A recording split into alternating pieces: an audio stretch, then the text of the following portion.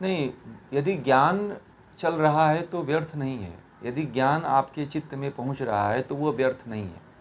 भागवत, यदि गीता का ज्ञान हो रहा है, गीता का वहाँ पे प्रवचन हो रहा है, तो वह व्यर्थ नहीं है, वह सही है। ठीक है, गीता का ज्ञान यदि हो रहा है, परंतु एक व्यक्ति, जैसे मैंने उनका उदाहरण दिया कि कोई कथा से इतिहास को सुनने से किसी की मुक्ति नहीं होती है, प्रेरणा मिलती है।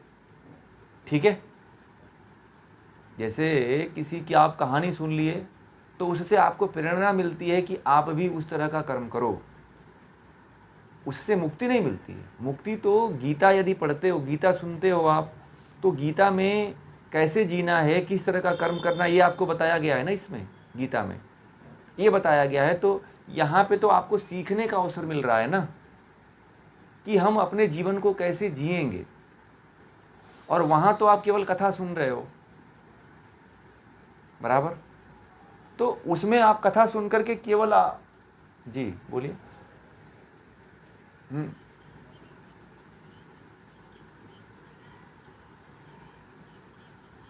नहीं, वो बात सही है, परंतु धन धन किस किस ज्ञान को लेने में खर्च करना चाहिए, पहले ये ध्यान दीजिए ना।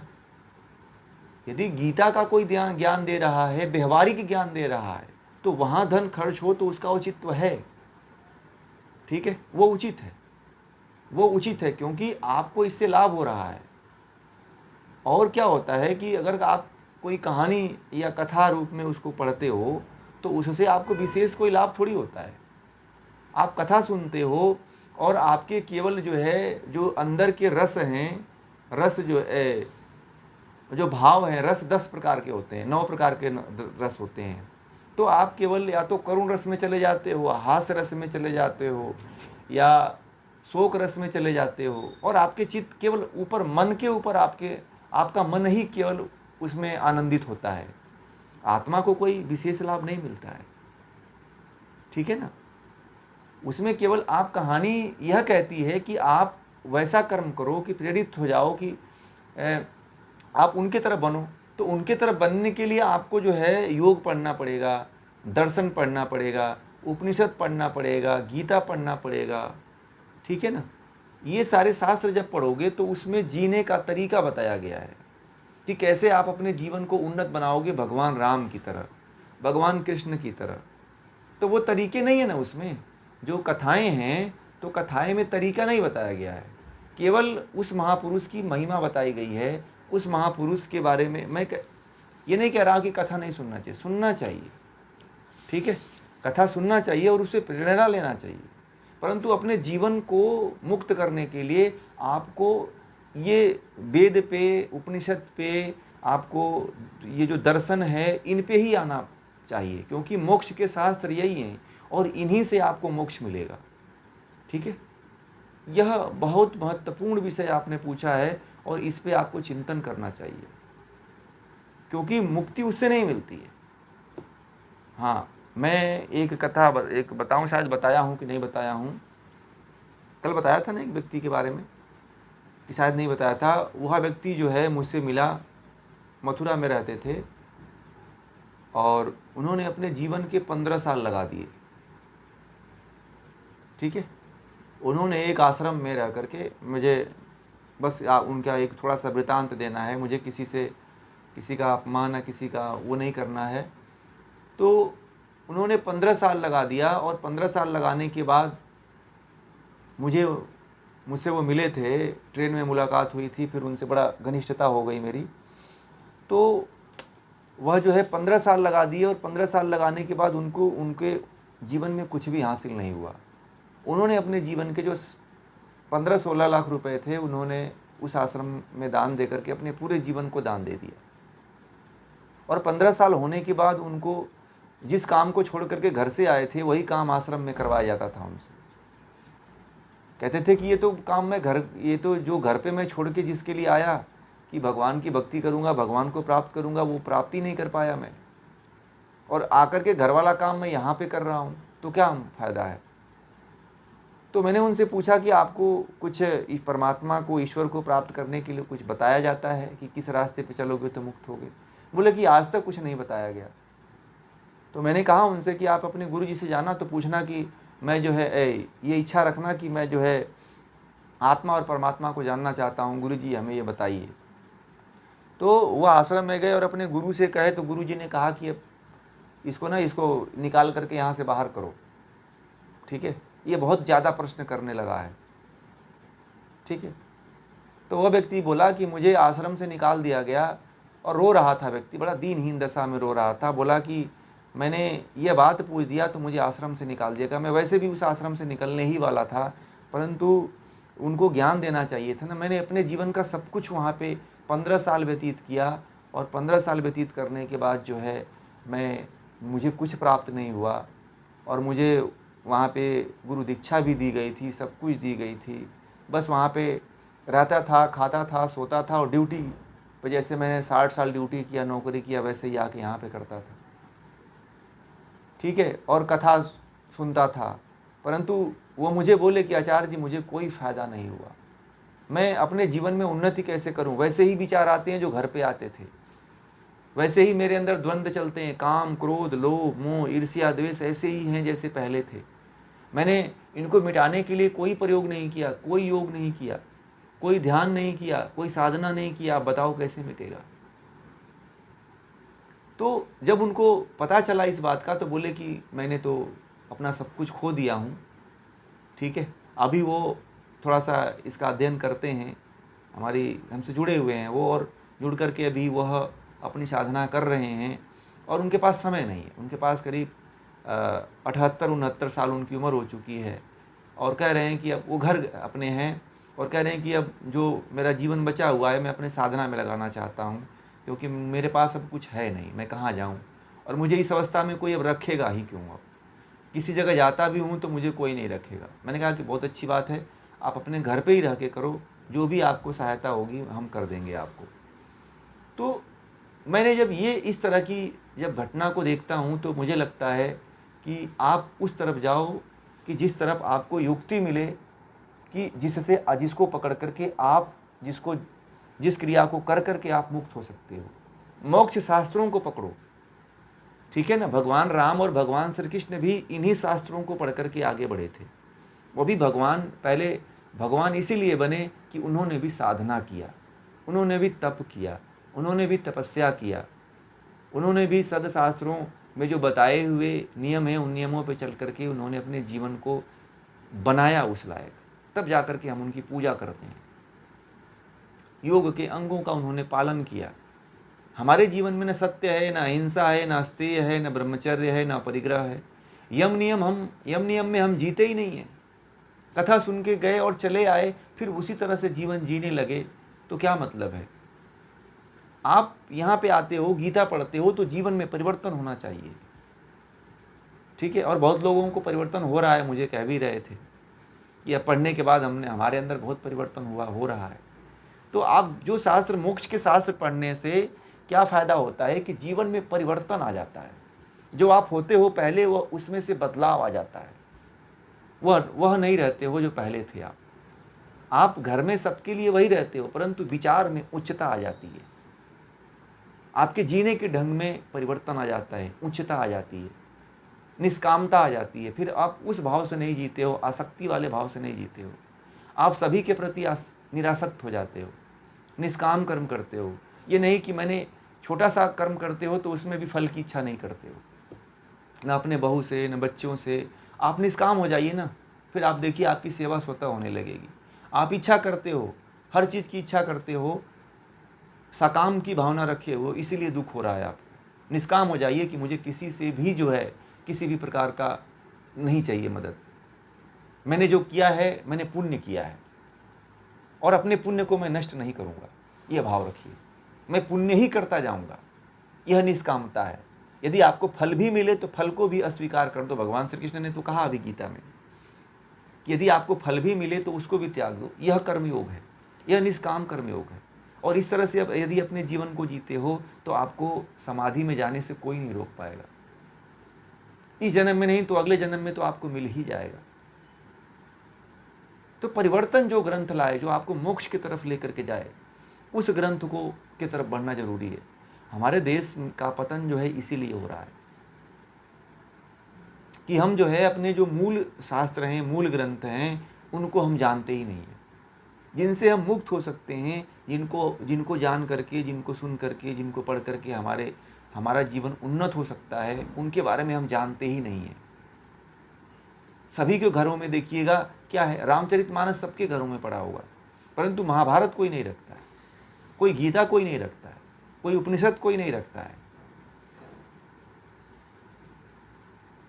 ठीक है, आज जो है मुस्लिम कंट्रियों में जो है आपने देखा होगा उपनिषद बड़े ताव से लोग पढ़ते हैं, वहाँ उपनिषद के प्रेमी मिलेंगे आपको, इसलिए जो है सूफी हो गए, वो जो उपनिषद पढ़ता है वहाँ पे उसको सूफी कहा जाता है। ठीक है, तो पश्चिम के देशों में उपनिषद बड़े ही चाव से पढ़ा जाता है, परंतु हमारे देश में लोग उपनिषद का एक अध्याय तक नहीं जानते हैं कि उपनिषद है क्या, उपनिषद में क्या बताया गया है, ये किसी को पता ही नहीं है। उपनिषद पूरी तरह से आत्मा परमात्मा पे की बात करता है और मोक्ष की बात करता है। यदि आप जिस दिन उपनिषद से प्रेम हो जाएगा, फिर आपको लगेगा कि हमने जीवन में बहुत कुछ हासिल कर दिया। और मरने से पहले एक बार उपनिषद जरूर पढ़ लीजिए। ठीक है, यह जीवन का बड़ा आपके लिए अचीवमेंट होगा, बहुत बड़ी अचीवमेंट होगा।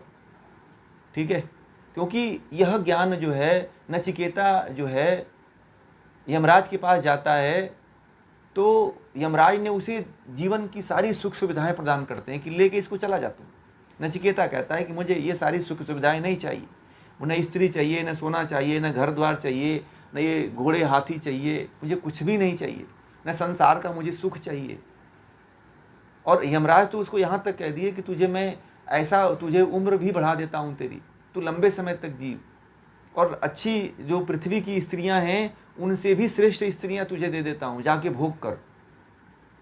परंतु नचिकेता ने कहा कि ये मुझे चाहिए ही नहीं, मुझे तो आत्मज्ञान चाहिए कि जिससे मुझे मेरी आत्मा की मुक्ति हो सके। नचिकेता के सामने यमराज हार गए और अंत में यमराज को जो है आत्मज्ञान की शिक्षा जो है, आत्मज्ञान देना ही पड़ा नचिकेता को।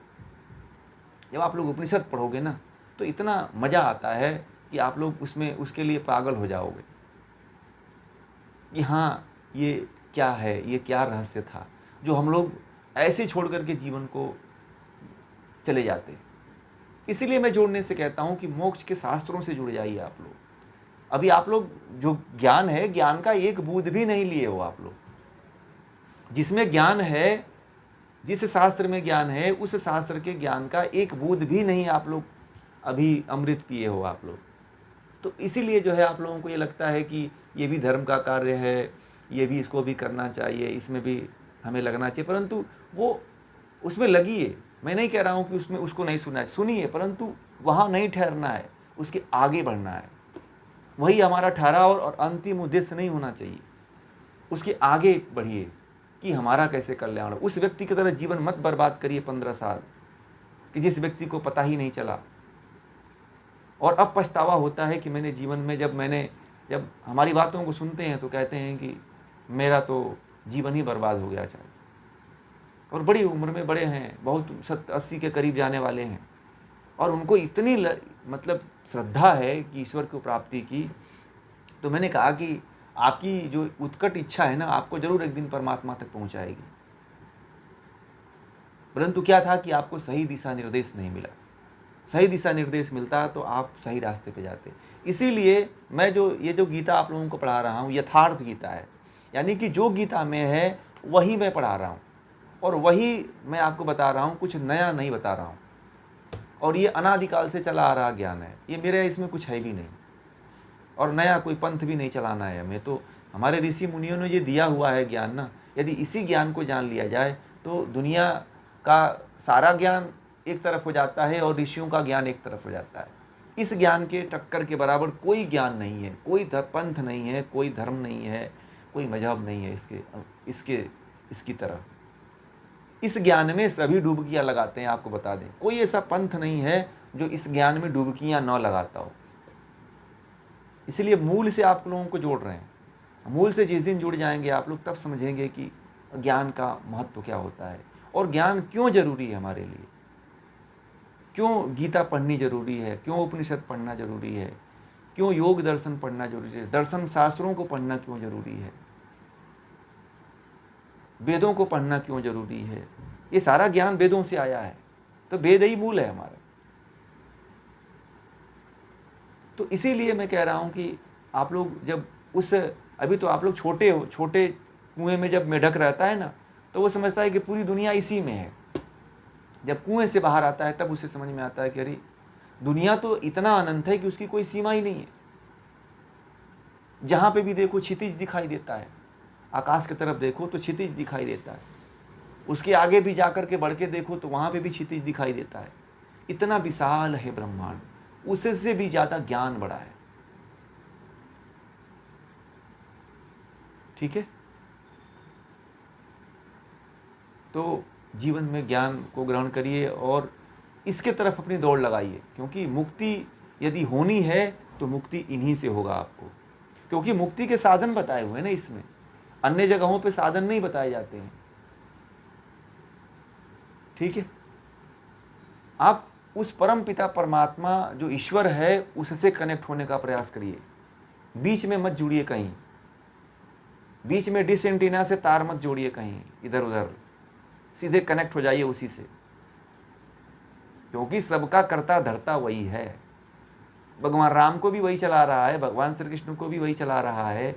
और कहते हैं कि उस परमात्मा का कभी जन्म नहीं होता है, कभी मृत्यु नहीं होती है, न उसका कोई आकार है, वो निर्विकार है, अजन्मा है, अनादि है।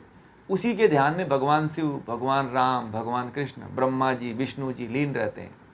पता है आप लोगों को, जिस देवता की, भगवान की आप लोग पूजा करते हो, वह भगवान भी उस परमपिता परमेश्वर के ध्यान में लीन रहते हैं।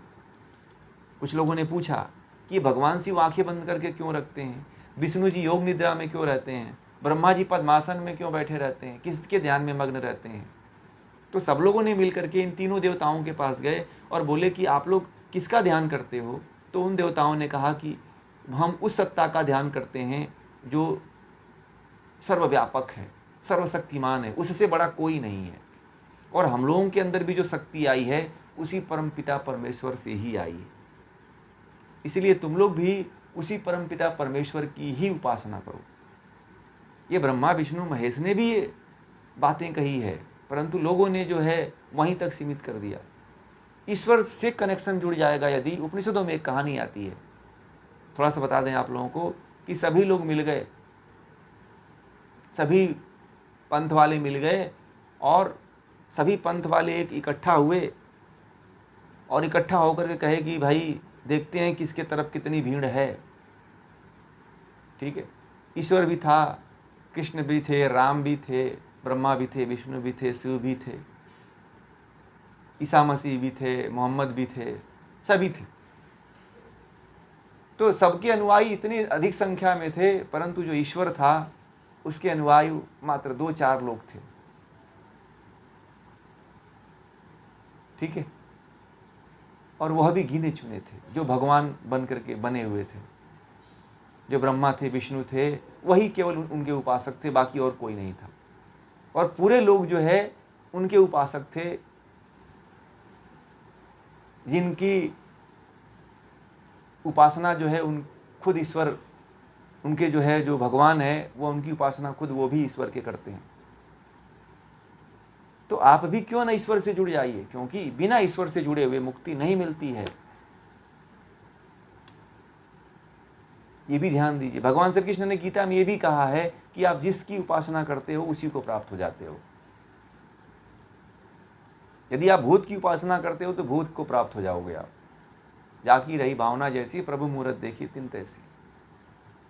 तो जैसी आपकी, जिसके प्रति आपकी भावना रहेगी, भूत की भावना रहेगी, तो भूत को प्राप्त हो जाओगे आप, जिसको प्राप्त होगे। परंतु ईश्वर को प्राप्त होने वाला ही केवल मुक्त होता है। यह अपने अंदर नोट कर लीजिएगा आप लोग, यह वास्तविक है, वास्तविकता मैं आप लोगों को बता रहा हूँ। मैं आप लोगों को भ्रमित नहीं करना चाहता हूँ, आपका जीवन बर्बाद नहीं करना चाहता हूँ। उस व्यक्ति की तरह, वो व्यक्ति मेरे लिए बड़ा उदाहरण का काम करते हैं वो, कि उनके 15 साल बर्बाद ऐसे हो गए जैसे कि गुड़िया गुड्डी का खेल हो। तो जीवन को बर्बाद मत करिए और उस परमपिता परमेश्वर से जुड़ने का प्रयास करिए।